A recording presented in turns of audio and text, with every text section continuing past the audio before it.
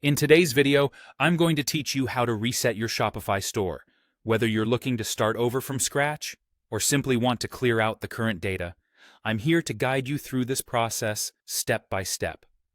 So let's dive right in. First things first, you'll need to log into your Shopify account.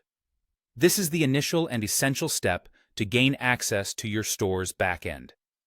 Make sure you have your credentials readily available and head over to the Shopify login page. Once you're logged in, you'll find yourself on the Shopify admin dashboard, ready to begin your store reset journey. Next, let's head over to the Products section. Click on Products, then All Products. Here, you'll see a complete list of every item you currently have in your store. To reset your store, you'll need to delete or archive all these products. You can do this manually by selecting each product or in bulk for a quicker process.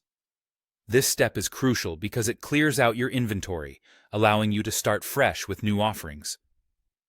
Now that the products are taken care of, it's time to focus on your customers. Navigate to the Customers section on the Shopify dashboard.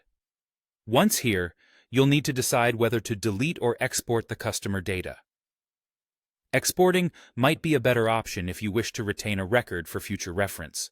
However, if a complete reset is your goal, deleting the data will ensure that all customer information is removed from your store. The next focus is on the Orders section. Click through to the Orders area, where you should archive or delete all existing orders. This step effectively wipes your order history clean, which is particularly useful if you're resetting the store for a fresh launch or preparing to focus on a new product line without the old order data cluttering your insights.